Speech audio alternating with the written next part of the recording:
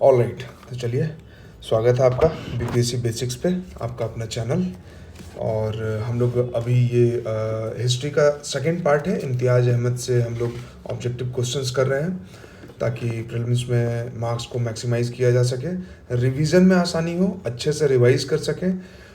2 बार 3 बार इसको रिवाइज कर लें वीडियो के माध्यम से ही। आपने पढ़ तो बहुत लिया होगा, लेकिन लास्ट 1 महीना बचा हुआ है, तो रिवीजन के लिए एक तो कि पढ़ने में इनर्सिया आ जाता है, पढ़ने का मन नहीं करता है, तो अगर वीडियो के माध्यम से रिवाइज किया जाए तो बहुत लोगों के लिए ये आसान हो जाता है।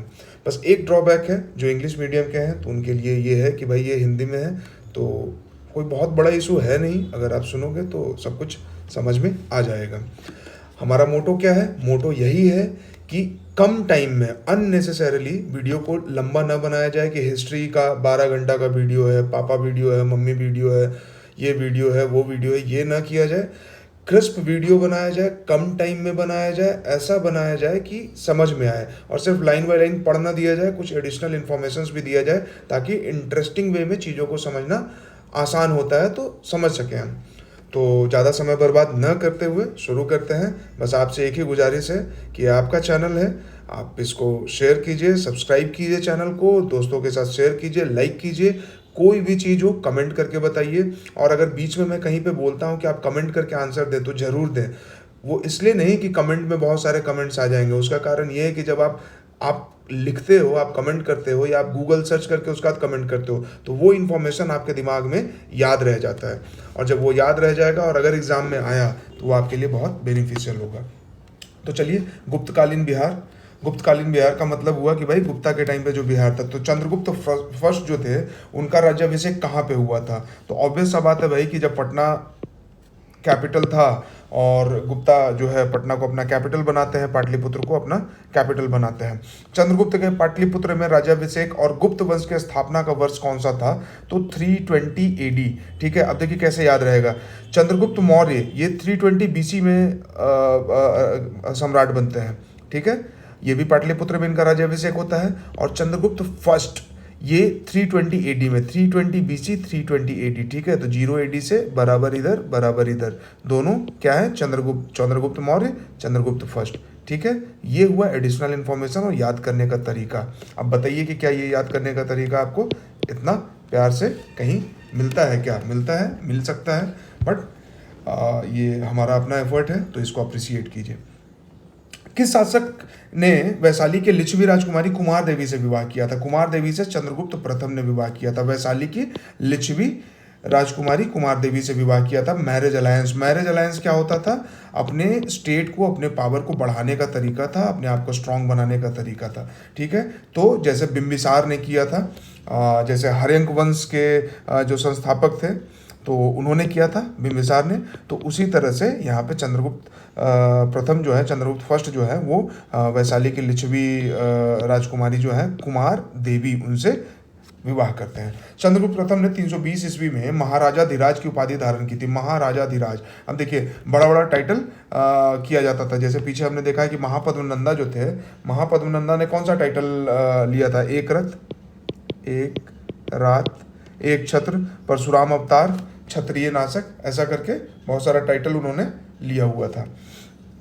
चंद्रगुप्त प्रथम ने महाराजाधिराज, ठीक है, पाटलिपुत्र में ही लिया था।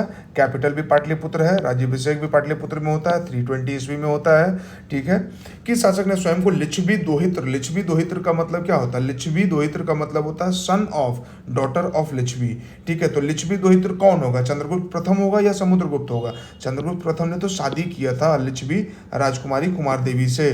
ठीक है, तो अब इनका जो बच्चा होगा या इनके बाद का जो जनरेशन होगा वही ना लिच्छवी दोहित्र होगा, तो लिच्छवी दोहित्र होगा समुद्रगुप्त। इस तरह से चीज़ों को याद रखना। ये इन्फॉर्मेशन कहाँ से आया? Again Google search. बिहार में गुप्त शक्ति के संगठन का श्रेय दिया जाता है, किसको दिया जाता है? कुमार गुप्त को। गुप्त शक्ति के संगठन का श्रेय दिया जाता है कुमार गुप्त को। ठीक है, सॉरी क्या बोल गए हम? चंद्रगुप्त द्वितीय को, चंद्रगुप्त सेकेंड, जिनको कि चंद्रगुप्त विक्रमादित्य भी बोला जाता है। विक्रमादित्य टाइटल ही इसीलिए लिया था क्योंकि उन्होंने पावर को कंसोलिडेट किया था और गुप्ता डायनेस्टी को बहुत स्ट्रांग बनाया था। ठीक है, प्रथम राजधानी कहाँ है? पाटलिपुत्र है। तो आप बता दीजिए कि सेकंड कैपिटल कहाँ है, कमेंट में। ठीक है, सेकंड कैपिटल गुप्तास का कहाँ पे है? किस शासक के से श्रीलंका के राजा मेघवर्मन ने गया में एक बौद्ध मठ स्थापित करने की अनुमति मांगी थी? किससे मांगा था? समुद्रगुप्त से। समुद्रगुप्त का एक टाइटल भी है, बोला जाता है इनको नेपोलियन ऑफ ईस्ट या इंडिया कह लीजिए, ठीक है, क्योंकि ये भी विजेता थे समुद्रगुप्त। ठीक है। नालंदा विश्वविद्यालय की स्थापना का युग कब है? कब स्थापित हुआ था? तो गुप्त वंश के टाइम पे हुआ था। तो इनके संस्थापक कौन थे? कुमारगुप्त। ठीक है, कुमारगुप्त ने नालंदा यूनिवर्सिटी स्थापित किया था। ठीक है। यहीं पे आपको बता दें कि विक्रमशिला यूनिवर्सिटी को किसने स्थापित किया था? धर्मपाल ने। पाल डायनेस्टी के रूलर थे धर्मपाल। ठीक है। नालंदा विश्वविद्यालय गुप्ता के टाइम पे हुआ था, कुमारगुप्त ने इसको स्टैब्लिश किया था।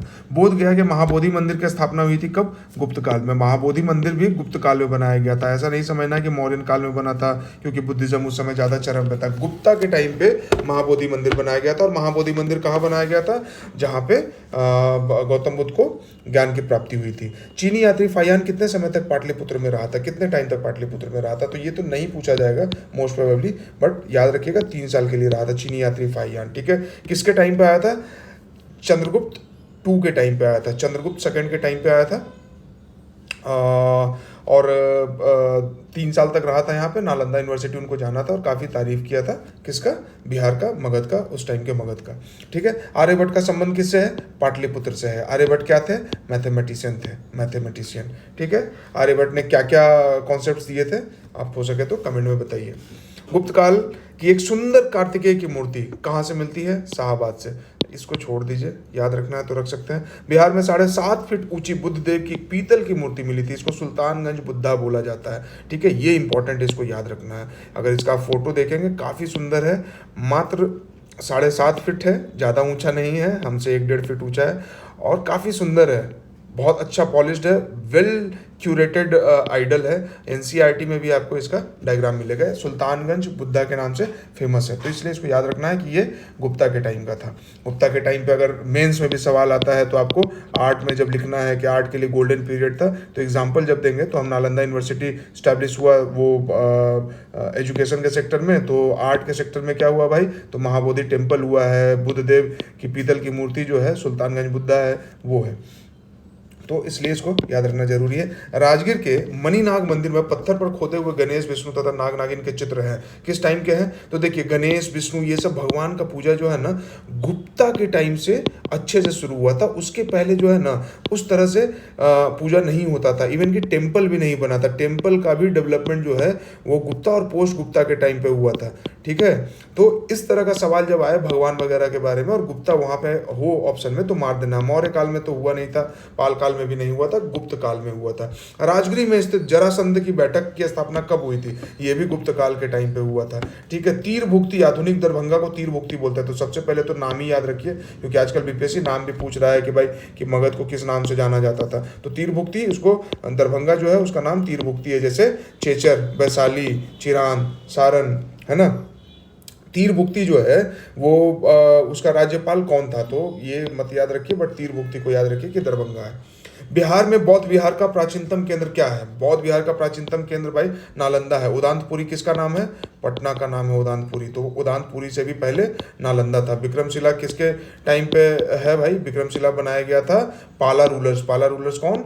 धर्मपाल। अभी यहाँ मैंने पीछे यहाँ पे बताया था।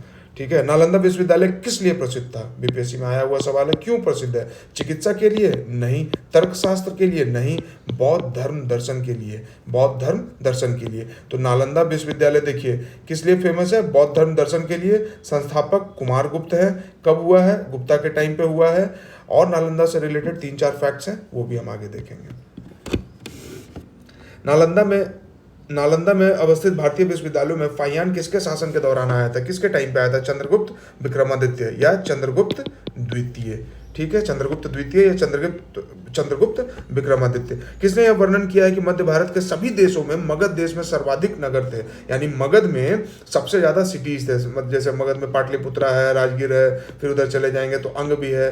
अंग को भी तो महापद्मा नंदन है, और उसके बाद सेकंड रूलर कौन था जिसने अंक को मगध में मिलाया था? ये भी आपको कमेंट में बताना है, मुझे भी याद नहीं आ रहा है। तो बहुत सारे सिटीज थे, ठीक है। तो ये किसने बताया था? फाहियान ने बताया था, ठीक है।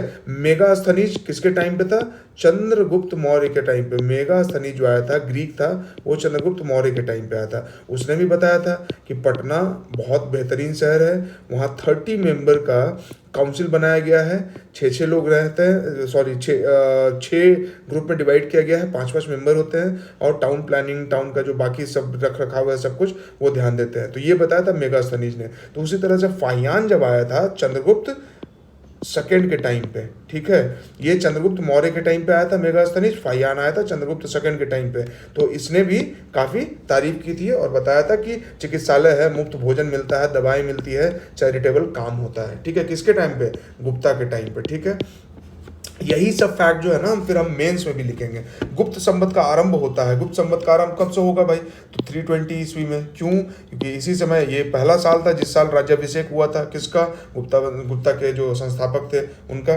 निम्नलिखित शासकों में किसे भारत का नेपोलियन, देखिए पीछे हमने बात कर लिया, समुद्रगुप्त को भारत का नेपोलियन बोला जाता है। सौराष्ट्र और मालवा क्षेत्र की विजय किस गुप्त सम्राट ने की थी? सौराष्ट्र और मालवा को किसने जीता था? चंद्रगुप्त टू विक्रमादित्य ने, चंद्रगुप्त टू विक्रमादित्य ने, इसीलिए विक्रमादित्य का टाइटल भी इन्होंने लिया था। प्रयाग प्रशस्ति बहुत इंपॉर्टेंट है, प्रयाग प्रशस्ति किसने लिखा है? हरिसेन ने। प्रयाग प्रशस्ति हरिसेन, प्रयाग प्रशस्ति हरिसेन। किस गुप्त सम्राट ने दक्षिण भारत में सफल सैनिक अभियान किया था? सफल सैनिक अभियान दक्षिण भारत में समुद्रगुप्त ने किया था। प्रयाग प्रशस्ति में किस सम्राट के विजय अभियानों की चर्चा है? समुद्रगुप्त के बारे में, ठीक है। तो समुद्रगुप्त को देखिए साउथ इंडिया में विजय अभियान के बारे में है, किस में लिखा हुआ है? प्रयाग प्रशस्ति में लिखा हुआ है। समुद्रगुप्त को और क्या बोला जाता है? भारत का नेपोलियन बोला जाता है, साउथ का इंडिया का नेपोलियन बोला जाता है। तो 3-4 फैक्ट इनके बारे में हो गया। अब देखिए गुप्त साम्राज्य के पतन का कारण क्या था? गुप्त साम्राज्य के पतन का कारण जो है, हुनों का आक्रमण है, हाँ है। प्रशासन में सामंती स्वरूप, हाँ है। फ्यूडलिज्म, सामंती स्वरूप का मतलब क्या हुआ कि सेंट्रलाइज्ड अब नहीं रहा। होता क्या था कि राजा जो है बहुत बड़ा एरिया में राज कर रहा है, तो अब थोड़ा पैसा नहीं आ रहा है, टैक्स नहीं आ रहा, तो क्या कर रहे हैं कि भाई छोटा छोटा एरिया जो है ना, सामंतों को, छोटे छोटे फ्यूडल लॉर्ड्स को, जमींदार्स को दे दिया कि आप इतने एरिया में रूल करो, आप इतने एरिया में रूल करो। दूसरा जमींदार यहाँ पे रूल करेगा, दूसरा सामंत यहाँ करेगा, तीसरा यहाँ करेगा, चौथा यहाँ करेगा। बट ओवरऑल जो है ये सब किसके अंदर रहेंगे? गुप्ता के अंदर रहेंगे, ठीक है। Over the period of time क्या होता है कि ये लोग इतने स्ट्रांग हो जाते हैं कि फिर राजा का बात मानना धीरे धीरे कम करते हैं और इंतजार में रहते हैं कि राजा कब कमजोर हो, जब कमजोर होगा तो इसको उखाड़ फेंकेंगे और हम लोग इंडिपेंडेंट हो जाएंगे, ठीक है। तो सामंती स्वरूप भी था। आर्थिक संकट था कि नहीं था? गुप्ता के टाइम पे वैसा आर्थिक संकट नहीं था, जैसे मौर्यन का भी हमने देखा कि आर्थिक संकट मेन रीजन नहीं था, ना मौर्यन के टाइम पे ना गुप्ता के टाइम पे। प्रशासन में सामंती स्वरूप हो गया, हुनों का बाहर से आक्रमण है, कमजोर शासक है। राजा अगर कमजोर हो गया तो फिर तो भाई राज खत्म होना ही होना है। मगध पर मिहिर कुल का आक्रमण कब हुआ था? मिहिर कुल का आक्रमण नरसिंह गुप्त के टाइम पे हुआ था। मिहिर कुल का आक्रमण नरसिंह गुप्त के टाइम पे हुआ था, नरसिंह गुप्त के टाइम पे हुआ था, ठीक है। पाणिनि एक एक्सटर्नल इंफॉर्मेशन, पाणिनि अष्टाध्यायी इन्होंने लिखा था। अष्टाध्यायी मतलब 8 चैप्टर्स बुक में, ठीक है। क्या करते हैं? डिफ्रेंशिएट करते हैं सेक्रेड लैंग्वेज और कम्युनिकेशन लैंग्वेज में। तो ये तो डिटेल इतना जानना नहीं है, बट फादर ऑफ लिंग्विस्टिक इनको बोला जाता है, ये याद रखिएगा, फादर ऑफ लिंग्विस्टिक्स, ठीक है। गुप्त काल ज्ञान विज्ञान के विकास का स्वर्णिम युग था। इनमें योगदान करने वाले विद्वान कौन कौन से थे? तो इनमें वराहमिहिर हाँ थे, आर्यभट्ट हाँ थे, ब्रह्मगुप्त हाँ थे, पाणिनि नहीं थे। पाणिनि क्यों नहीं थे? कि पाणिनि जो थे वो 300-400 BC के आसपास में थे। पिछले वीडियो में मैंने पूछा भी था कि भाई पाणिनि किसके टाइम पे थे, किसके कंटेम्प्रेरी थे, ठीक है। तो ये 300 से 400 BC में थे। इनका एग्जैक्ट डेट ऑफ बर्थ तो नहीं पता है, बट ये 300 से 400 BC में थे। तो आर्यभट्ट गुप्ता के टाइम पे थे, वराहमिहिर गुप्ता के टाइम पे थे, ब्रह्मगुप्त गुप्ता के टाइम पे थे। अब आपका काम है, आप बताइए आर्यभट्ट ने क्या क्या सिद्धांत दिए थे और वराहमिहिर किस चीज़ से रिलेटेड है, किस किस चीज़ का सिद्धांत दिया है। मगध के परवर्ती गुप्त शासक यानी कि लेटर गुप्ता, ठीक है। मगध के परवर्ती गुप्त शासक में अगर आप देखें, मगध के परवर्ती गुप्त वंश का संस्थापक कौन था लेटर गुप्ता में? तो कृष्ण गुप्ता, ये छोड़ दो। मगध के किस परवर्ती गुप्त शासक ने मौखारी शासक को पराजित किया था? मौखारी को पराजित किया था, किसने किया था? कुमारगुप्त थर्ड ने, कुमारगुप्त थर्ड ने। मौखारी शासक ने किसे परास्त कर मगध के अधिकांश भाग को जीत लिया था? दामोदर गुप्त को। मेरे ख्याल से इतना नाम तो आएगा नहीं, बट देख लेते हैं। हर्षवर्धन ने किसे मगध के क्षेत्र में अपना प्रतिनिधि बनाया था? माधव गुप्त को। तो हर्षवर्धन बहुत इंपॉर्टेंट रूलर है, तो इसलिए माधव गुप्त याद रखना है। हर्षवर्धन के मृत्यु उपरांत बिहार में के कुछ क्षेत्रों में कुछ समय के लिए तिब्बत की संप्रभुता स्थापित हो गई थी, जिसका अंत किया था किसने किया था? आदित्य सेन ने अंत किया था। बिहार के किसी स्थानीय शासक अर्जुन ने चीनी यात्रियों को क्षति पहुंचाई थी। ठीक है, अर्जुन जो है वो चाइनीज ट्रेवलर को तंग किया होगा, छेड़ा होगा, मारा पीटा होगा। अब इसी का बदला लेने के लिए, प्रतिशोध लेने के लिए तिब्बत और नेपाल से सेना बिहार पे आक्रमण करता है। कब? हर्षवर्धन के मरने के बाद। ठीक है, अब हर्षवर्धन के समय एक चाइनीज ट्रैवलर आया था। ठीक है, उसका नाम आपको बताना है कमेंट में। मगध के किस परवर्ती गुप्त शासक ने अश्वमेध यज्ञ का आयोजन किया था? मगध के किस परवर्ती गुप्त शासक ने अश्वमेध यज्ञ का आयोजन किया था? आदित्य सेन ने। ठीक है, और आदित्य सेन का नाम एक बार ऊपर में भी कहीं पे आया था। अभी हर्षवर्धन के मृत्यु उपरांत आदित्य सेन के टाइम पे क्या हुआ था? तिब्बत की संप्रभुता स्थापित हुई थी, और अश्वमेध यज्ञ भी आदित्य सेन के टाइम पे हुआ था। मगध के परवर्ती गुप्त वंश का अंतिम शासक कौन था? जीवित गुप्त 2। ठीक है, चलिए, मगध के किस परवर्ती गुप्त शासक को असंख्य शत्रुओं का विजेता कहा जाता है? कृष्णगुप्त को। कृष्णगुप्त को असंख्य शत्रुओं का विजेता कृष्णगुप्त। यह विद्वानों द्वारा सदा घिरा रहता था। चलिए, मगध के किस परवर्ती गुप्त सम्राट के बारे में कहा जाता है कि उसने समुद्र तट तथा हिमालय के शत्रुओं को जीता था? ठीक है, जीवित गुप्त के बारे में बोला जाता है। जीवित गुप्त क्या बोला जाता है कि भाई ये समुद्र तट से लेके हिमालय तक सारे शत्रुओं को जीत लिया था। कौन? जीवित गुप्त। हर्षवर्धन के मृत्यु के बाद मगध के अंतर्गत एक विस्तृत साम्राज्य स्थापित करने वाला प्रथम शासक कौन था? आदित्य सेन। आदित्य सेन क्या किया था? अश्वमेध यज्ञ भी कराया था। आदित्य सेन के टाइम पे तिब्बत जो है वो मगध पे कुछ समय के लिए शासन भी करते हैं, और आदित्य सेन ही विस्तृत साम्राज्य स्थापित करता है हर्षवर्धन के बाद। ठीक है, मगध के किस परवर्ती गुप्त सम्राट के शासन काल में चीनी राजदूत वांग युत से भारत की यात्रा करते हैं? आदित्य सेन के टाइम पे। मगध के परवर्ती गुप्त शासकों का सही क्रम क्या है? तो कृष्णगुप्त, हर्षगुप्त, जीवित गुप्त, कुमार गुप्त, दामोदर गुप्त, महासेन गुप्त, देवगुप्त, माधव गुप्त और आदित्य सेन। ठीक है, तो परवर्ती गुप्त शासकों में अंतिम रूलर था आदित्य सेन। ठीक है, और पहला रूलर कौन था? कृष्णगुप्त। संस्थापक कौन है? कृष्णगुप्त है। अंतिम आदित्य सेन है। चलिए, गुप्तोत्तर युग और बिहार। ठीक है, पीछे का जो अभी हम लोग डिस्कस कर रहे हैं वो बीपीएससी के पॉइंट ऑफ व्यू से उतना इंपॉर्टेंट नहीं है। क्यों? क्योंकि इससे बहुत ज़्यादा सवाल नहीं आते हैं। जो इंपॉर्टेंट है वहाँ पे मैंने रोक रोक के बोल दिया है। अब देखिए, इधर से लगातार सवाल है। बीपीएससी 14th में आया, क्या है? चीनी यात्री आई सिंह किसके टाइम पे बिहार आए थे? किस ईस्वी में? तो ये 7th सेंचुरी में आते हैं, 670 ईस्वी के आसपास।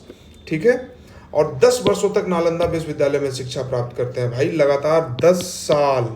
ठीक है, 10 साल तक। आप बीटेक करते हैं तो 4 साल लगता है, एमबीबीएस करते हैं तो 5 से 6 साल लगता है, नॉर्मल ग्रेजुएशन करते हैं 3 साल लगता है। वो अलग बात है कि मगध यूनिवर्सिटी से करेंगे तो 15 साल भी लग जाएगा।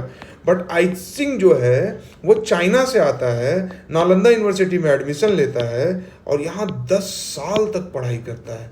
मतलब ग्रेजुएशन भी हो गया, उसके बाद पोस्ट ग्रेजुएशन भी हो गया, पीएचडी भी हो गया, डॉक्टरेट पीएचडी सब करके उसके बाद फिर डिग्री भी ले लिया। तो 10 साल तक। ठीक है, हर्षवर्धन के समय में बिहार राज्य में कौन सा विश्वविद्यालय प्रसिद्ध था? हर्षवर्धन, हर्षा के टाइम पे बिहार राज्य में कौन सा विश्वविद्यालय प्रसिद्ध था? नालंदा। आपको बताना है कि हर्षवर्धन का कैपिटल कहाँ है, हर्षवर्धन का राजधानी कहाँ पे है। चीनी यात्री ह्वेनसांग ने किस विश्वविद्यालय में अध्ययन किया था? टफ क्वेश्चन है? नहीं है, बिल्कुल नहीं। नालंदा में, नालंदा विश्वविद्यालय में 635 से 640 तक यानी 5 साल तक पढ़ा था। तो ह्वेनसांग हर्षा के टाइम पे आया था। ठीक है, और 5 साल तक नालंदा यूनिवर्सिटी में पढ़ाई किया था। आई सिंह जो है वो ह्वेनसांग के बाद में आता है, 673 ईस्वी में आता है और 10 साल तक पढ़ाई करता है। ह्वेनसांग ने पाटलिपुत्र की यात्रा कब की थी? वही 635 के आसपास। ठीक है, तो बिहार शिक्षा सेवा 2004 में यह सवाल पूछा गया और ऑप्शन देख रहे कितना क्लोज है, 635, 636, 637, 638। बोधगया के महाबोधि वृक्ष को क्षति किसने पहुंचाई थी? शशांक ने। कहाँ का रूलर था? गौड़। गौड़ किस एरिया को बोला जाता है? बंगाल में है। ठीक है, इसने बोधि वृक्ष को काट दिया था। पालकालीन बिहार देखते हैं, उदांतपुरी शिक्षा केंद्र निम्न में से किस राज्य में अवस्थित था? तो देखिए इम्पॉर्टेंट क्या है, अगर कहीं पे कोई बुक आए वो इम्पॉर्टेंट है, यूनिवर्सिटी का नाम आ जाए वो इम्पॉर्टेंट है, कोई ट्रैवलर आया है वो इम्पॉर्टेंट है। ये तीन चीज़ तो कहीं पे भी मिले इसको रट जाइए, एकदम कंठस्थ कर लीजिए, पी लीजिए, क्योंकि अगर ये पूरा आपको क्लियर है, याद है, ठीक है, मुश्किल से 40-50 फैक्ट्स होंगे तो 40-50 लाइन आपको रटना है और उसमें से आपको 2 से 3 सवाल तो निश्चित ही आने वाला है। तो 2 से 3 सवाल का मतलब होता है 5 मार्क्स। आप बोलेंगे कैसे? तो 3 सवाल आपने सही किया तो 3 मार्क्स उसका, अगर नहीं सही किया, आप गलत करते तो जो नेगेटिव होता, दोनों को जोड़ दीजिए तो आपको 5 मार्क्स, और 5 मार्क्स बहुत ज़्यादा होता है प्रीलिम्स में। उदांतपुरी कहाँ है? बिहार में, पटना को ही बोला जाता है। पाल वंश के संस्थापक कौन थे? पाल वंश के संस्थापक थे गोपाल, ठीक है। ट्राइपार्टाइट स्ट्रगल का नाम सुना होगा आपने कि पाला, प्रतिहारा एंड गुर्जरा। पाल के संस्थापक गोपाल थे, पाला, प्रतिहारा एंड गुर्जरा, ठीक है। विक्रमशिला विश्वविद्यालय का संस्थापक कौन था? ये पीछे भी बता चुके हैं, धर्मपाल, पाला डायनेस्टी से ही थे। शासनकाल इनका 770 से 810 है, ठीक है। तो देखिए अगर ये पूछ दे कि पहले नालंदा यूनिवर्सिटी स्टैब्लिश हुआ कि पहले विक्रमशिला यूनिवर्सिटी स्टैब्लिश हुआ है, तो पहले नालंदा स्टैब्लिश हुआ है। किसके टाइम पे हुआ था? गुप्ता के टाइम पे हुआ था। किसने किया था? कुमार गुप्त ने किया था। विक्रमशिला किसके टाइम पे हुआ है? पाला के टाइम पे हुआ है। किसने किया है? धर्मपाल ने किया है, ठीक है। विक्रमशिला विश्वविद्यालय की स्थापना किस वंश के शासक ने किया था? पाल वंश, ठीक है। गोपाला ने उदांतपुरी स्टैब्लिश किया, धर्मपाल ने विक्रमशिला स्टैब्लिश किया, और देवपाल क्या करता है कि 5 विलेज टू किसको दिया जाता है?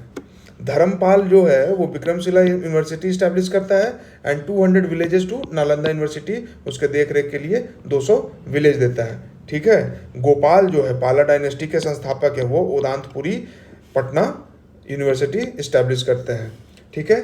किसके तर्ज पे? नालंदा यूनिवर्सिटी के तर्ज पे। और नालंदा यूनिवर्सिटी किसने किया था? कुमार गुप्ता के टाइम पे, ठीक है। चलिए, आधुनिक बिहार के किस जिले में विक्रमशिला विश्वविद्यालय है? भागलपुर में है। नालंदा महाविहार को आर्थिक अनुदान देने वाला शासक कौन था? आर्थिक अनुदान कौन दे रहा था? हर्षा ने भी ये दिया था, धर्मपाल ने भी दिया था, देवपाल ने भी दिया था, ठीक है। धर्मपाल ने 200 विलेज दिया था, देवपाल ने 5 विलेज दिया था, और हर्षा ने भी डोनेट किया था, ठीक है। तो हर्ष, धर्मपाल एंड देवपाल तीनों था, ठीक है। मुंगेर बिहार को अपनी राजधानी बनाने वाला पाल शासक कौन था? पाल शासक जिसने मुंगेर को राजधानी बनाई, ठीक है, देवपाल। कौन देवपाल था? जिसने 5 विलेज दिया था नालंदा यूनिवर्सिटी को, ठीक है। तो मुंगेर को अपनी राजधानी बनाता है। इसी तरह से जब आप मिडिवियल में पढ़ेंगे तो बंगाल से राजधानी शिफ्ट करके मुर्शिदाबाद से मुंगेर लेके आता है। कौन आता है? मीर कासिम। किसके कारण? अंग्रेजों के दखल अंदाजी को खत्म करने के लिए। और वही मुंगेर में बंदूकों का कारखाना स्टैब्लिश करता है जो कि आज तक चल रहा है, ठीक है। तो मीर कासिम उसने कब किया था? मिडिवियल में किया था। लेकिन हम लोग एंशिएंट पढ़ रहे हैं। पाल शासक किसने? देवपाल ने मुंगेर को अपना कैपिटल बनाया। पाल शासकों द्वारा बौद्ध धर्म के किस संप्रदाय को विशेष प्रोत्साहन दिया गया था? महायाना को। देखिए हीनयाना को बहुत कम लोग सपोर्ट करते थे। क्यों? क्योंकि ये बहुत टफ है, बहुत इंडिविजुअलिस्टिक था, ठीक है। लेकिन महायाना क्या था कि थोड़ा सा इसमें रिचुअल्स आ गया था, थोड़ा सा इसमें कर्मकांड आ गया था, तो राजा लोग इसको सपोर्ट करता था, ठीक है। तो कहीं पे इस तरह का है ना कि किसको सपोर्ट करते थे, तो महायान के साथ जाइएगा। किस शासक के काल में शैलेंद्र वंश के शासक ने नालंदा में एक बौद्ध मठ का स्थापना करवाया? ठीक है, देवपाल के टाइम पे, देवपाल के टाइम पे। और यही देवपाल कौन है? जो 5 मठ भी देता है। यही देवपाल कौन है? जो कि मुंगेर को अपनी राजधानी बनाता है, ठीक है। मुंगेर को राजधानी बनाया, ठीक है। बौद्ध मठ की स्थापना हुई, शैलेंद्र वंश का शासक जो है वो करता है, और 5 गांव भी देता है। तो इससे 3 फैक्ट जुड़े हुए हैं, तीनों याद रखिएगा, ठीक है। नालंदा विश्वविद्यालय के खर्च के लिए किसने 200 गांव दिए थे? धर्मपाल ने दिया था। धर्मपाल 200 गांव दान दिया था और विक्रमशिला यूनिवर्सिटी को स्टैब्लिश किया था। उदांतपुरी बिहार शरीफ में बौद्ध विहार की स्थापना किसने करवाई थी? उदांतपुरी गोपाल ने करवाया था। गोपाल उदांतपुरी यूनिवर्सिटी कराते हैं, विक्रमशिला यूनिवर्सिटी धर्मपाल करवाते हैं, ठीक है। किस काल में कांसे की मूर्ति के निर्माण की एक उन्नत शैली का विकास बिहार में हुआ था? पाल युग में हुआ था। कांसे की मूर्ति बनाया जाता था। पाल युग में कांसे से निर्मित मूर्ति की एक उन्नत शैली का विकास हुआ था। कांस्य मूर्तियों के निर्माण की शैली में निर्णायक देन थी, ठीक है, धीमन एवं बिठनपाल का। ठीक है, तो धीमन आर्टिस्ट है, बिठनपाल है, इसको याद रखना है कि पाल युग में कांस्य मूर्ति बनाते थे धीमन और बिठपाल। तो धीमन एक नाम बस याद रख लीजिए, अगर सवाल आया तो यहाँ से हो जाएगा, बन जाएगा। पालकालीन कांस्य मूर्ति कलाकार धीमन एवं बिठलपाल कहाँ के निवासी थे भाई साहब? नालंदा के निवासी थे। ठीक है, किसने जावा के शासक शैलेंद्र 5 गांव, शैलेंद्र, ठीक है, जैसे ही नाम आए देवपाल, देवपाल नाम सुनते के साथ 5 गांव, शैलेंद्र डायनेस्टी शासक, ठीक है, और क्या, देवपाल, मुंगेर।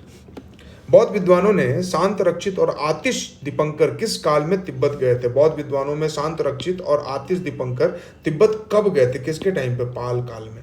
ठीक है, बिहार में पाल काल से संबंधित कौन सा कथन असत्य है? तो देख लीजिए, पाल शासन वर्णाश्रम धर्म का पालन के खिलाफ थे, तो ऐसा नहीं हो सकता। वर्णाश्रम धर्म के,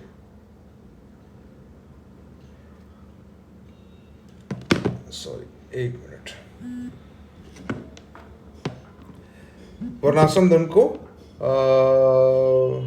वर्णाश्रम धर्म का पालन नहीं करते थे। तो देखिए, पाला के टाइम, वर्णाश्रम क्या है? हिंदू फिलॉसफी है, ठीक ना, कि वर्ण और आश्रम को फॉलो किया जाता था, कि पहले 4 आश्रम में डिवाइड किया गया था। ठीक है, वानप्रस्थ आश्रम है, गृहस्थ आश्रम है, सॉरी पहले तो जो बचपन वाला टाइम होता है, फिर वानप्रस्थ आश्रम है, हाँ, मतलब कि जब पढ़ाई लिखाई वाला टाइम है, गृहस्थ आश्रम है, ठीक है, संन्यास आश्रम है। तो ये जो 4 आश्रम है उसको कैसे नहीं पालन करेगा? पाल शासक के टाइम पे तो हिंदुइज्म चल रहा था। सुवर्ण भूमि का वह राजा कौन था जिसने नालंदा में एक बौद्ध विहार की स्थापना की तथा उसके रख रखाव हेतु अपने दूत द्वारा देवपाल से 5 गांव दान में देने के लिए प्रार्थना की थी? बालपुत्र देव, बालपुत्र देव, सुवर्ण भूमि का वह राजा। ठीक है, तो देवपाल, देखिए देवपाल शैलेंद्र डायनेस्टी भी, और देवपाल जो है वो श्रीलंका वाला भी। तो ये कहीं पे भी आ जाए तो देवपाल, अगेन फिर 5 गांव दान देने के लिए प्रार्थना की गई थी।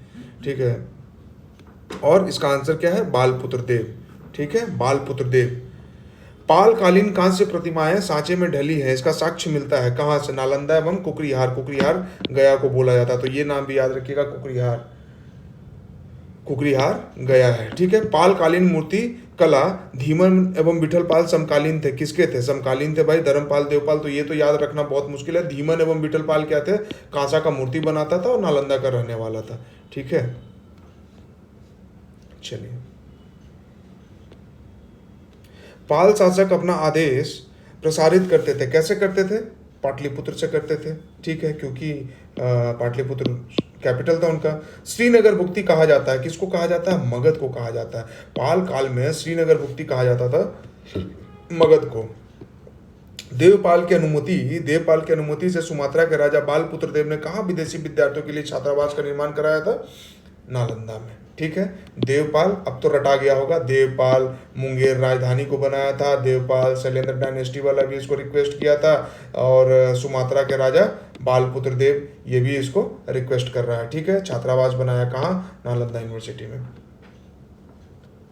चलिए, तो ये पार्ट हुआ खत्म, इसको हम लोग यहीं पे स्टॉप करते हैं। इसका फिर मिथिला के कर्नाट शासक को देखेंगे, और अगला जो है 7-8 पेज जो है उसको कवर करेंगे।